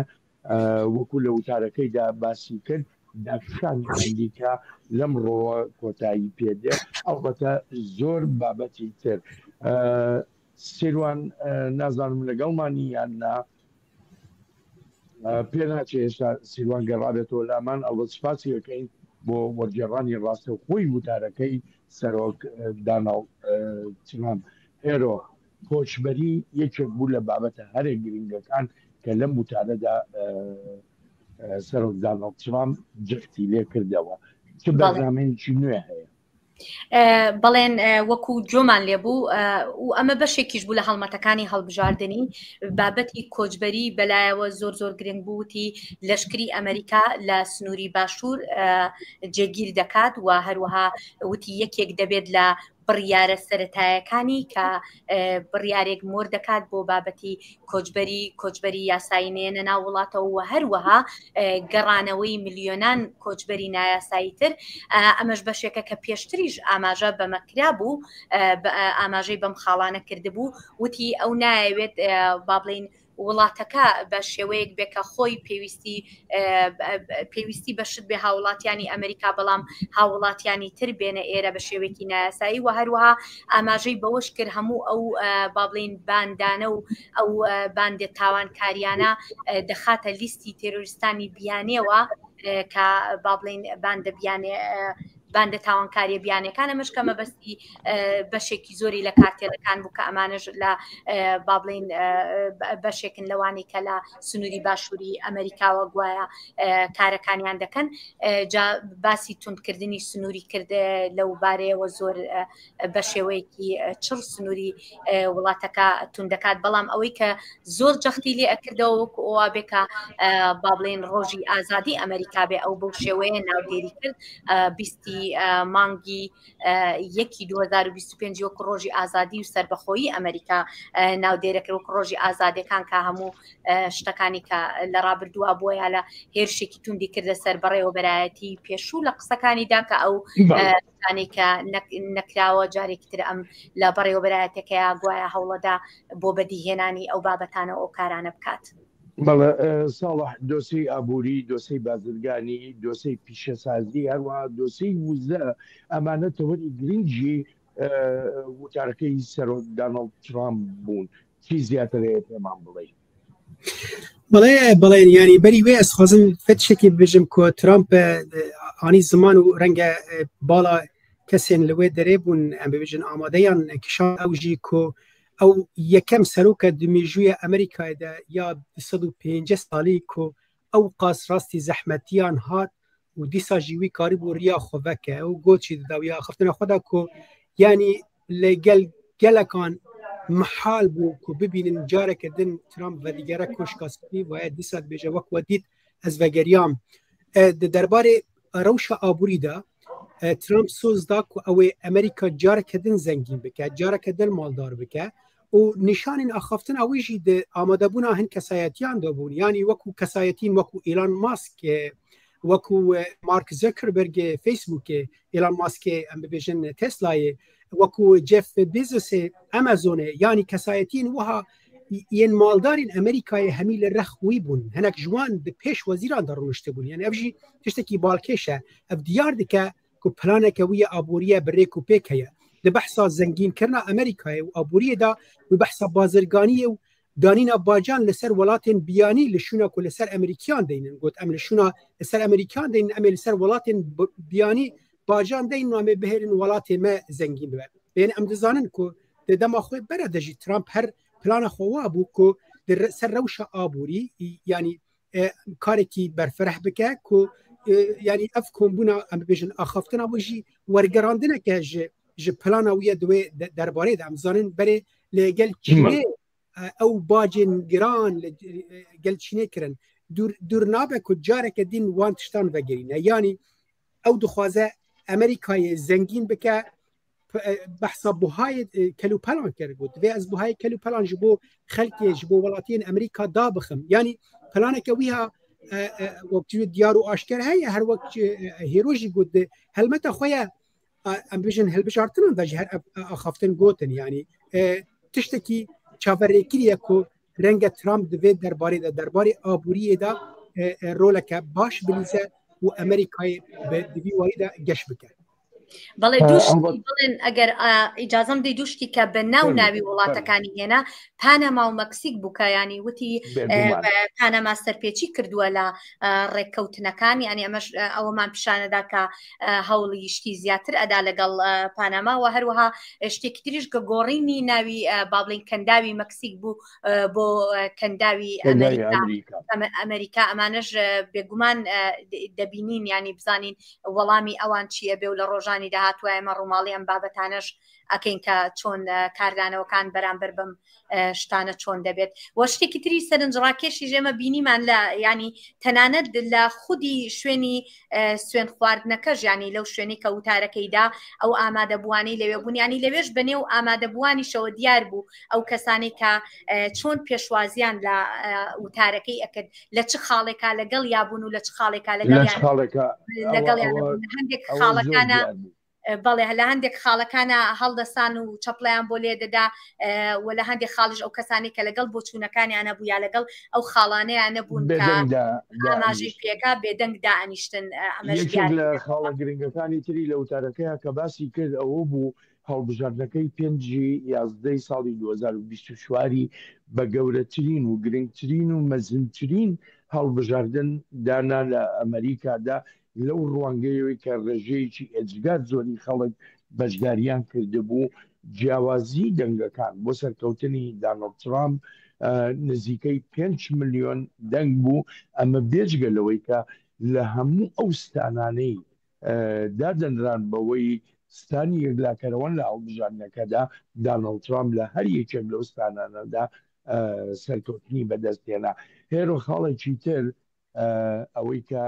زۆر جەختی لێکردەوە ئاماژەی بەوە کرد وتی لە ئەمریکادا تەنها دوو ڕەگەز هەن نێر مێ ئەوبەتە ئەمە ئەگەریکی دروست کردو پێشتریش لە دوانی لەسەر ئەم بابەتە داوە ئایا کرێ وای دابنین کە بڵێ هەموو ئەو یاسایانەی بۆ پاراستنی مافەکانی LGBTQI هەن لە ئەمریکادا ئەمانە بەرەو هەڵوەشانەوە دەڕۆن بەڵێن بەو شێوەیە بێگومان ئەو مافانە درابوو و لە کاتی هەڵمەتەکانی هەڵبژاردنیشە ئەمە بابەتێکی مشتومڕ لەسەر بوو لە ئەمریکایانی بابەتێکی زۆر مشتومڕ لەسرە بەڵام ئێمە بە ئەوەش بزانین ئەم شتانەی کە سەرۆک ترامپ لە ئێستاە ئاماژەی پێەکە مەگەر بە وەکو بڕیارەکانی سەرۆکایەتی بەڵام بابەتەکانی تر دوایی دەگەڕێتەوە بۆ کۆنگرێس و جارێکی تر مشتومڕی لەسەر ئەکرێتەوە ینی هەندێک لە خاڵەکان هەروە بە ئاسانیش نییە هەندێک لە گۆڕانکارێن ناوخۆیەکان بە تایبەتی هەروە بە ئاسانیش نییە کە زوو دەرباز بێ ئەمە دەچێتەوە بەردەم کۆنگرێس و ئەنجومەنی نوێنەران و سینات و دەبێت پەسەند بکرێ و ئەمەش بەپێی یاساکان هەندێک لە گۆڕانکاریەکان پێویستی بە زۆرینەی سادە نییە پێویستی بە سێ لەسەر یەکی سێ لەسەر چواری دەنگەکانە بەڵام ینی بۆ ئەم خاڵەیان نازانم بە تایبەتی ینی چۆن دەبێ هەنگاوەکانی داهاتوی چۆنە بێ بەڵام ئێمە دەزانین ئەمە بابەتێکە لە ئەمریکا بابەتێکی مشتومڕ لەسرە بابەتێکی زۆر مشتومڕ لەسرە لە نێوان کۆماریەکان و دیموکراتەکان ئەمە بابەتێکەوە بەڵام بێگومان لێرە سەرۆک ترامپ هەوڵی ئەدا دیوە ئاینەکەی خۆشی پیشان بدات چەند جارێک ینی ئاماژەی بەوە کرد کە بە پشتیوانی وەکو دیوێکی ئاینی خۆشی لە وتارەکەیە پیشان ئەدا و ئاماژەی بەوە ئەکرد کە دەیەوێت ینی تەنانەت بۆ دەنگی ئیسپانیەکان و ڕەشپێستەکان کە پێشتر والێک ئەدرایەوە هەمیشە دەنگی ڕەشپێستەکان زیاتر بۆ دیموکراتەکان بوو بێت بەڵام ئاماژەی بۆش کرد سوپاسی بە تایبەتی ڕەشپێستەکان و ئیسپانیەکانی کرد کە دەنگیان پێداوە وتی لەگەڵیاندا کار دەکات کاریان بۆ دەکات ئەمەش ینی هەوڵی ئەدا پشتیوانی ئەوانیش هەمیشە هەر لەگەڵ یا بن و بەدەستی بهێنێ و لە لایەکی تریشەوە ئاماژەی بەوەش کرد ئەوەش زۆر خاڵێکی گرنگ بوو بەلامەوە کە ئاماژەی بەوە کرد دەیەوێت وەکو کەسێکی دروستکەری ئاشتی با بڵێن ناوبانگ دەرکانێک وەکو کەسێکی دابشکر ئەمەش بابەت گرنگ بوو کە ئاماژەی وتارەکەیدا ئەگەر یارمەتیم بێچکە کاتمان زۆر کەم ماوە لە کاتێکە دانەڵد ترامپ 47مین سەرۆکی ئەمریکا جەختی کردەوە لەوەی وەکو ساڵی 2017 لەشکری ئەمریکا دەبێتە بەهێزترین لەشکری جیهان لە هەمان کاتیشدا باسی لەوە کرد کە دەیەوێت وەکو کەسێکی ئاشتی پارێز بناسرێت چکە لەشکر بەکار نایێنێ بۆ شەڕکردن هێندەی ئەوەی بۆ ئاشتی بەکاری دێنێ بەڵێن ینی ئەسخوازم شتێکی دژی بێ باڵکێش بوو دەوێ ئاخفتنێدا ئاخفتناویدا کو ئەم دەزانن ینی وەکو وەگوت ینی مەسەلا ڕێگەسپەرستانە مەسەلا پاراستنە سینۆرە مەسەلا ئەم بێژن عەرەبەیەن ئەلکتریکە بەحساوێژی بوو کە ڕێڤەبەریە بەرێ و ڕێڤەبەریە نەها هەنێکی نە لەسەر ناکۆکن لە تشتێکی باڵکێش بوو کۆ هیچ کۆ ببێژن سەرۆکێ بەرێک و ئەم هاتکارن ببێژن جۆ بایدن و جیگراوی کامێلا هەرس رابن و چەپەکان نێخن ئەوژی گرێدایی بوو ئەم ببێژن گرێبەستا دناوێنە ئیسرائیل و حەماسێدا کۆ بە ئالیە ئەوەیەکیژ ئەوایان هەردوو ڕێڤەبەریانژی دەستێوان تێدا هەبوو ژە بەرەوەیەکێژی ئەو ڕەنگە ئەگەر دمە دەرباس نەبوو بێ تەنێ جێ بوو کە تێدا بایدن و کامێلا هەرس رابوون و چەپک لێ خستن یعنی دیار دەکە کو چ قاس ئەمریکا پشتگیریە ئیسرائیلێ و پشتگیریە ڕەوشە ئیسرائیلێ و ئەم ببێژن شەرێوێ لە دژی گروپە حەماسێ دەکات چه دموکرات بن چه کۆماری بوون تشتێ باڵکێش دەربارەی سیاسەتە دەربەدا ئەو بەرفرەهی ئەوها نەبوو تەنێ بهتر باڵکێشاندنێک بوو نیشاندانێک بوو بۆ یەکێک و ئەوێ بهتر باڵاخوا ینی ئاخفتن بە گشتی وێ یەکێ نیشان دەکوت وێ ڕێڤەبەریە ترامپ وێ تەنێ باڵاخۆ بدە سەر سیاسەتە یعنی بژن سەر کاروباری ناو ئەمریکای ڕەنگە گەلک دەستێواردانی دەربەدا نەکرد بەڵێ سیروان گەڕاوەتەوە لەگەڵمانایە لە ئێستادا سیروان ئەلبەت سوپاس بۆ وەرگێڕانە ڕاستەوخۆکەت بەگشتی دەمەوێت شتێ بزانم وتارەکەی دانەڵد ترامپ 47مین سەرۆکی ئەمریکا دەکرێت بۆ لەمە و دوا ببێتە ئەجەندایەک بۆ کەمکردنەوەی ئەو دابەشبوونەی لە ناو دەنگدەری ئەمریکا یا لە ناو هاوڵاتیانی ئەمریکادا بوو گەلێک سپاس بەڵێن یانی خۆ وەکو هەفکارانجی گوتن ینی ئەف گۆتار دەستپێکە ئەجندەی دانینە ئەجندەی یەکەیە تایبەت 100 ڕۆژی پێشی دەکەم بزانوێت ترام دوان 100 ڕۆژی پێشی دە چەند بریارên فەرمانên سەرۆکاتی وەرگرن لێ خویا بوو لی چەند جارە گوت کۆ یەکیتیا ئەمریکا گرینگە گۆنها پشتی هەلبژارتنا من ئێدی باوەریە وڵاتیان ئەمریکی بە وڵاتی خۆڤە ڤەگەریایە وی گوت وەکو هێرۆژین ها بەحس کرد گوت کۆ ئەسخوازم ببم کەسێکی کۆ نە ئەمریکا دابش بکەم خوازم کەسێکی گۆ ئەمریکا جارەکەدن بکەم وڵاتێکی یەکبووی و یەکگرتی ئەڤایات شتێکی باڵکێش بگۆ چەند جارە دەدەما گۆتارە خۆ دە بەحساوێ کرد لێ گوت کۆ ئەسەر کێشێ وێ گوهارتنێ مە گوارتنا کۆلسەر ئەمریکا لەسەر بنگەها ئەجندای ئەوی بڵێن ئەجندای ئەوی کۆل ئەمریکا تەنێت دوو جەندەر هەنە نێر و مێ کۆل ئەمریکا چێ نابە وەکووەژی دەستپێکێ دەگوت وەزارەتە دادێ وەزارەتێ دنێ حکوومەتە کابینای حکوومەتە ئەمریکی ببن ئەگەر کۆ وەکو چەک بکاروەرین ji بۆ بنپێکردنا ڕکابەرێن سیاسی وانات تشتنی خالی باڵکێشن کۆ بڕاستی کام بزانن چەند جوان حتا بە تایبەت 100 ڕۆژێن پێشیدە ترامپ دکارە بریارێن خۆیên سەرۆکاتی لەسەر عەردەیە پێک بینە پشتی وێ هەلبەت 100 وێ ڕۆلا کۆنگرژی وەرە هۆلێ بەڵێ ئەوبەتە بەپێی میدیاکانی ئەمریکاش کە ئاماژەی پێ دەکەن دەڵێن سەرۆک جۆ بایدن سەرۆکی پێشووی ئەمریکا نامەیەکی بۆ داناڵد ترامپ بەجێهێشتووە لە کۆشکی سپی سیروان ئەمە نەریتە هەر سەرۆکێک بۆ سەرۆکەکەی دوای خۆی نامەیەک بەجێ بێڵێ ڕاستە ڤایە بووە نەریتە و عرفێکی دەستپێکە ئەزڵام کیژان ساڵ بەسەڤە هەرچ جارە گۆ سەرۆکێکیش کۆشکا سپی دەردکەوە نامەیەک بتایبەت دەبێژم خەتا دەستی تێ نویساندن بڵێن تشتێکی شخصیە تشتێکی گرێدا ئەو شیرەتەکە تشتێکی کۆژ بۆ کەسێ سەرۆکێ پشتێ و ئەس باوەڕکەم ئەوژی دوێ چارچەوەیە دەبوویانی بەڵێ هێرۆ چەندێک گرنگە بۆ داناڵد ترامپ وەکو سەرۆکی نوێی ئەمریکا کە لە ماوەی 100 ڕۆژی یەکەمدا و بەرەوەی بچێتە کۆنگرسی ئەمریکا و لەوێ وتاری تایبەتی خۆی پێشکەشکە چەندێک گرنگە بەرنمەکانی خۆی ئەو پلانانەی کە هەی بووە ئەو پەیمانانەی کە لە هەوڵەتەکانی هەڵبژاردندا دابوونی ئەمانە جێبەجێ بکات و بیخاتە بەردەم هەم کۆنگرسی ئەمریکا و هەم گەلی ئەمریکاش بەڵێن 100 ڕۆژی یەکەم زۆر گرنگە بە تایبەتی 100 ڕۆژی کارەکانی سەرۆک بۆ هەڵبژاردنەکانی مترم گرنگ ئەبێت خەڵکی بە تەواوەتی چاودێری 100 ڕۆژی یەکەمی کارەکانی ئەکەن بۆ ئەوەی بزانن چی ئەکا ئەو بەڵێنانەی کە لە ماوەی هەڵمەتەکانی هەڵبژاردننا دابووی ئەم بەڵێنانە تا چەندێک ئەتوانێت جێبەجێ بکات تا چەندێک کاریان بۆ ئەکا چونکە ئەمە هەموو خەڵک چاودێری ئەم کارانەی ئەکەن و ئەمەش ڕەنگدانەوەی ئەبێ بۆکەی بۆ کاتێک کە 2 ساڵی تر هەڵبژاردنەکانی کۆنگرێس ئەنجام دەدرێت کاتێک هەڵبژاردنەکانی کۆنگرێس ئەنجام دەدرێت وەکو چۆنەڵی وەکو ریفۆرمێک وا ئەبێ لەسەر بەڵێ ڕیفراندۆم ببورن وەکو ڕیفراندۆمێک ئەبێ لەسەر کارەکانی 100 ڕۆژی یەکەمی سەرۆکی ئەو سەرۆکە بۆی بزانن چی کردۆ چی نەکرۆ کەواتە کارەکانی 100 ڕۆژی یەکەمی ترامپ زۆر کاریگەری بۆ سەر کۆماریەکانە بێ بۆ سەر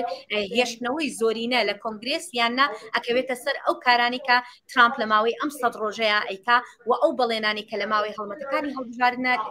هەڵبژاردننا دابوونی تا چەندێک ئەتوانێت جێبەجێیان بکات ساڵح ئەو 100 ڕۆژە وەکو هێرۆ ئاماژەی پێکرد دەبێتە پێوانەیەک بۆ دەری ئەمریکی لە میدتێرمە بەڵام لە ئەمریکا بارێکی باو هەیە هەمیشە لە میدتێرمە ئەگەر سەرۆک کۆماری بێ لە کۆشکی سپی کۆنگرێس بە هەردوو خانەکەیەوە دەبێتە دیموکرات یان بە پێچەوانەوە بۆ ئەم 2 ساڵەی داهاتوو چۆنە باڵکێش بەڵێ انتزانی چما ji ber evnha em di dema teknolojiye de di dema em bê serdemekê dane ku her weşeyek tê tomarkirin bi wêne û bi deng her weşeyeke ku ji devê serokê Amerîkayê derkeve di vê axaftina wî de ew sozeke dema ku di van 2 salan da û di van 100 rojên destpêkê wekû sêrwan û hêrojî anî ziman her cihekî da şaşiyek jî kêm bibe dezgehên ragihandinê hene kesên ku rastiyan taqî dikin hene yekser wana digirin û yehnekî hema bibêjin hema muhale jî ku her yek dikaribe li gor her gotineke gotî sozên xwe jî pêk bîne wê demê çi dibe ew hêviya ku dengdêran di van 100 rojên yekê de yan di van 2 salan da ku ji serokekî Amerîka yan ji em bibêjin partiya desthilatdar hêvî dikirin ڕەنگە نە لە گۆر هێڤیەوان دەبن ئیدی چ دەکەن لە ئالتەرناتیڤ دەگەرن لە کەسێکی دن دەگەرن کێم جاران وها چێ بووە کۆ خەڵک هەممی ژێ پەرفۆرمانسا سەرۆکێکی یان پارتیەکێ دوان دە ساڵاندا رازی بوونە ji ber wê jî ji ber ku soz tên danîn soz gotin bigotin rist biristin wê demê dema neyên pêk anîn xelk li cihekî din digere ji ber wê jî em gelek caran dibînin ku ev guhertinên han çê dibin lê carek heta ev ne tenê wiha ev di dîroka Amerîkaya serokatiyê de jî wiha bûye yani em kêm caran dibînin ku em komarî sê çar caran ser hev derkevin yan demokrasiye çar caran ser hev derkevin هەمیشە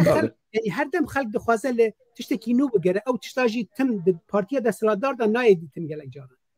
زاڵح ئەماژۆ بە میدیاکان کرد ئەڵبەتە سەرۆکچرام لە وتارەکەیدا ئاماژەی بە خاڵێکی کەش کرد کە پێویستە ئازادی ڕادەربڕین لە ئەمریکادا بپارێزرێ و ئێستا کاتی ئەوەیە کە ئەمریکا بگاتەوە پێگەی شیاوی خۆی زۆر بە کورتی هێرۆ سیروان ساڵح شتێ بینیەکان لەسەر ئەو لێدوانەی سەرۆکچرام بە هەیە یا چ زانیاریەکی زیاتر هەیە بە کورتی تکایە هێرۆ فەرموو ببوورە بڵێن دەنگەکەت باش نەهاتە من لەوەیە بزەبت لەسەر کام لێدوانی بوو داوای لێبوردنەکە لەسەر ئازادی ڕادەربڕین و ئەوەی کەوتی ئەمریکا ئیتر دەگەڕێتەوە پێگەی شیاوی خۆی بڵێ سێ و چوار جار ئاماژەی بۆەوە کرد ئازادیەکان گرنگە ینی ئەتوانین بڵین تیمی وتارەکەی بابەتی ئازادی بوو باسی لە ئازادی ڕادەربڕین کرد باسی لەوە کرد کە ئازادیەکان گرنگن بۆ وڵاتی یەکگرتووەکانی ئەمریکا و شتێکی کەشکە باسی کرد نابێت دام و دەستگاکانی حکوومەت یاخود بەڕێوەبەرایەتەکە دژ بە کەسانی تر بۆ مەبەستی با بڵین بە مەبەست بەکار بهێنرێت ئەمەش بابەتێکی تر بۆ ئەلبەتە زیاتر وا بزانم لێرەیە سەرۆک ترامپ دەیویست فۆکس بخاتە سەر ئەو با بڵێن ئەو ڕاگەیاندنانە و ئەو جۆرە مامەڵەیی کەەوە لەگەڵ یاکرابوو لە بەڕێوەبەرایەتی دووبارە نەبێتەوە ئەوانە دووبارە فۆکسی لەسەر ئەو بابەتە بەڵێ تزانی ئەم بزانێت نەرحەتیەک دناوێنە ترامپ دەما بەرێدا و دناوێنە دەستگەهێن ڕاگەهاندنین ئەمریکادا هەبوو ئەم vەیەکێ باش زانن و بنەرێ مەژی vەیەکێ باش دەزانن ڕەنگە ئەو دخوازێ هەوهاتنێکێ دوێ دەربارەدا چێکە ji بۆ ئازادیا دەربرینێ ئەم دەزانن ئەو یەک ژوان کەسا بوو کۆ تویتەرێ نەهێشتا لەسەر پلاتفۆرمە خوا کار بکە حتا کۆ ئێلان ماسک تویتەر کردی کرا ئێکس و ئەو جارگەدن بە گەڕاند ینی هەنێک تشتێن دوێ دەربارەی هەنە ئەوەی هەوڵ بدە وان چارەسەر بکە و ڕەنگە هەوهاتنێکێ دەوێ دەربارەدا بکە کۆ مەدیا ئەمریکی بداویە داوی هەگەر ئەم بپیون بە مەدیایên وڵاتên din ra medyaka azad ew dikin hinek destê ragihandinê hene ku li vî alî li vî alî ew dikin ew dixwaze divê çarçovê de kar bike بەڵێ سیروان بەڵێ گەلێک سپاس بەڵێن ینی ئەژی وەک ساڵح و هێرۆ دەبێژم ینی ترامپ دوان 4 ساڵێن بوورید و حتا بەری وێ دەما هەلبژە سەرۆکەتیا خۆی یەکێ بەحثۆی کرد گۆ مدیا لیبرالە مدیا بگشتی سەر دموکراتە بەنە و دەوێ ئەv ڕێ لە بەرڤەیەکێ وەرەگرتن لێ باشترین و نێزیکترین نمونە بەڵێن ئەو بوو کۆ بریارە دادگەها بلند یا ji بۆ قەدەخەکردنا ئەپلیکیشنە تیکتاک لە ئەمریکا وەکو دەستگەهەکە مدیا جوواکیان ئەپلیکیشنەکە مدیا جوواکی بریار هاتە سندن پشتی چەند دەمژمێران ji ber زەخت و فشارên ترامپ هات ڕاگرتن نها تیکتاک وێ vekirî bimêne heta ku em Trump bi şêweyekî din sere deriyê gel bikeş ber lo Trump timî wek nêzîkî xelkê dibîne û dibêje mîdya destê liberal û demokrata deyê û dibê rê li ber wêkê weregirtin divê çarçoveyê de بەڵێ سیروان ساڵح هێرۆ سوپاسان دەکەم بۆ بەشداریتان لەم ڕووماڵە تایبەتی بەشی کوردی دەنگی ئەمریکا بۆ مەڕاستیم و پرۆتۆکۆڵەکانی سوێنخواردنی یاسایی 47مین سەرۆکی ئەمریکا ئەلبەتە ئازیزانم سوپاسی بێپایانم بۆ ئەوەی خۆشەویستە تا ئێستا لەگەڵماندا بوون تا ڕووماڵێکی تری داهاتوومان لە بەشی کوردی دەنگی ئەمریکاوە ڕێز و خۆشەویستی ستافی بەشی کوردی دەنگی ئەمریکا و هی خۆشم بەڵێن ساڵح پەسەند بفەرمونون هەر لە خۆشیە جێتان بێڵێ